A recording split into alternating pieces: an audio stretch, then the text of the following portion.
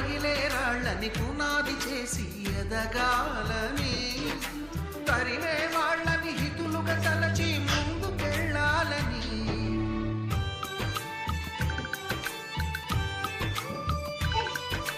కన్నుల నీటిని కలల సాగుకై వాడుకోవాలని, కాచే నిప్పుని ప్రమిదగా మలచి కాంతి పంచాలని, గుండెతో ధైర్యం చెప్పెను, చూపుతో మార్గం చెప్పెను, అడుగుతో గమ్యం చెప్పెను, నేనున్నానని నేనున్నానని, నీకేం కాదని, నిన్నటి రాతని మార్చేస్తానని.